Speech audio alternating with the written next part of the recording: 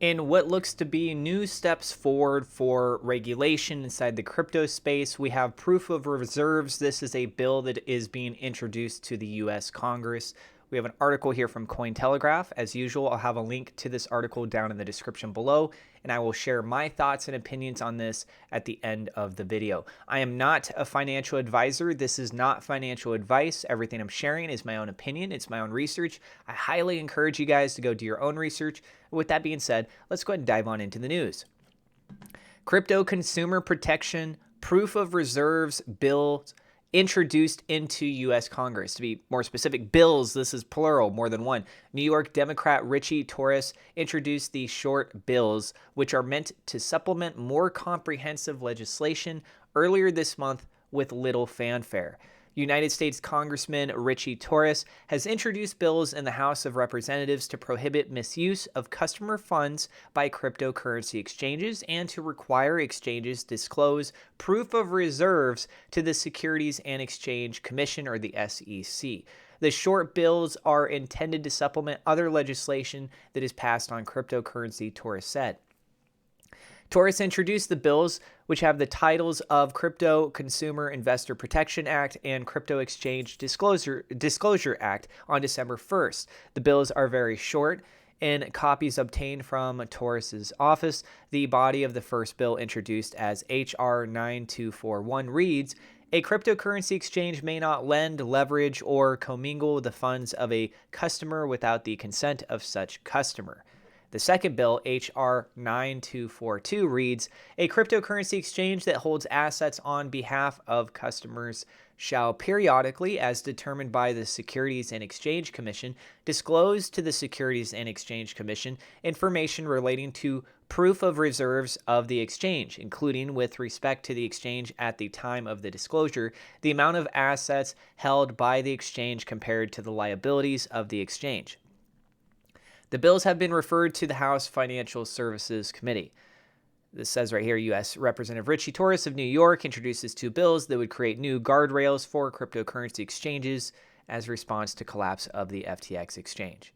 Crypto has a place in the American economy, but it must be carefully regulated, Torres said at a press conference dedicated to the bills. He has a record of support for crypto, which includes authoring an editorial on the liberal case for crypto in a New York newspaper. On December 5th, he wrote a letter requesting a Government Accountability Office review of the SEC's failure to protect the investing public from the egregious mismanagement and malfeasance of FTX.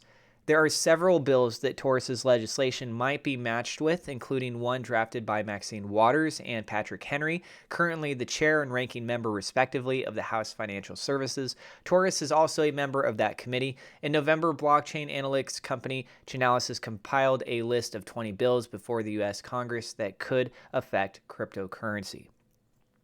Now, mentioning Maxine Waters here, I think this is very important to make note of, because when you look at what happened with FTX, Sam Bankman-Fried, there was a pre-existing relationship that we know of publicly between Maxine Waters and Sam Bankman-Fried, and how her reaction has been to all of this has been very anticlimactic and quite disappointing to the vast majority of people, as she vocalized over on social media, reaching out publicly, basically saying, "Hey, Sam Bankman-Fried, like, if you want to come in and, share your side of the story with things over here when we're doing our House committee meeting here coming up in December, that'd be nice." Wasn't really demanding. It was like playing it really delicately. It's like, come on, you got to be hard on people sometimes. And with Sam Bankman-Fried, this guy messed up tremendously. He's messed up worse than almost every other person that's ever lived. We're talking about billions of dollars of user funds here, right? So there's those elements that come into play.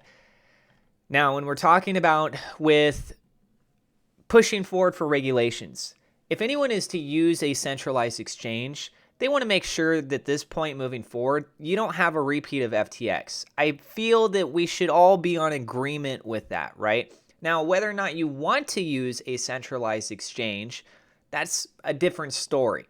I think that it makes sense that with the field of crypto, ideally, we wouldn't have these centralized exchanges. We would have everything all occur on the blockchain, or at the very least, a centralized exchange would not do things off chain. They would still do things on chain so that there is that full level of transparency that's there.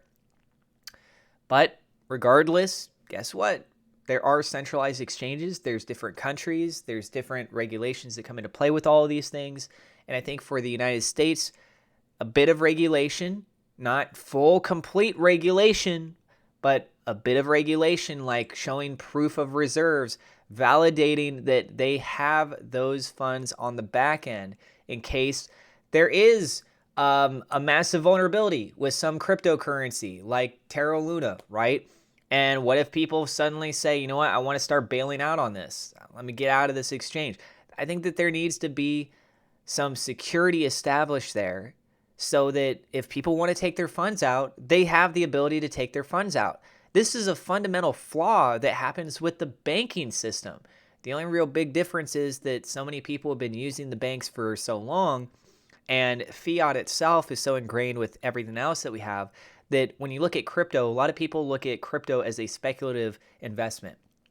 And yes, you can use it as a means of trade for certain businesses or services, but it's obviously not widely adopted as much as what fiat is. And so what am I talking about with the banking system, the flaw that's there? It's called fractional reserve banking. And what that really entails is that the bank is loaning out your money to other individuals, people that want loans. So the bank has that capacity, right? Whether it's a personal loan, it's a home loan, it's a car loan, you're going out and getting something like that. Where are they pulling that money for those loans from? It's from user funds. These are banks, they're private businesses. And so they have the capacity to do that, and a lot of people don't really pay attention. They don't focus on that. They just go to the bank and they say, hey, I stored my money with you and I'm okay. My money is safe. But in reality, if every single person went to the bank today and they said, I want my money back in full right now, the bank doesn't have the ability to actually give back everyone's money because of the fact that they keep loaning it out, and that dilutes things down. And so it's like an artificial number that's actually being pitched at, right? So, or being portrayed, I should say. So with fractional reserve banking, definitely a huge concern in the banking world, but a lot of people don't really focus on that because what's the odds that every single person is going to go running to the bank and saying, hey, I want my money out? It's extremely low. What are the odds that a crypto that's in a collection of other cryptos on a centralized exchange, something goes wrong with it, or one exchange starts to have some major issues and people are questioning the authenticity of crypto itself for one reason or another. And they just say, you know what, I just want to take my user funds off. And then all of a sudden, the exchange is like, well, we don't actually have the amount that we told you we have. We've seen this already happen with FTX. It very well could happen again. And that is a serious concern. So I think that, again, a degree of regulation to come in place to help prove that they have proof of reserves is a step in the right direction. Let us know what you guys think about this down in the comments below. Again, I am not a financial advisor. This is not financial advice. Please go do your own research. Lastly, I want to tell you about Webull. Webull has a promotion right now. You can get up to 12 free stocks. There's a referral link down in the description below. You can also trade cryptocurrency on this platform. So you got a couple different options that are there available for you guys. Thank you so much to my Patreon supporters. Double shout out thank you to WeLoveSafeMoon.com, Victor Vegas, SafeMoon Oz for being higher level patrons. Also, thank you to my YouTube members for your support. And if you're new to the channel, don't forget to hit subscribe, hit the thumbs up, like button. God bless, and we will see you in the next episode.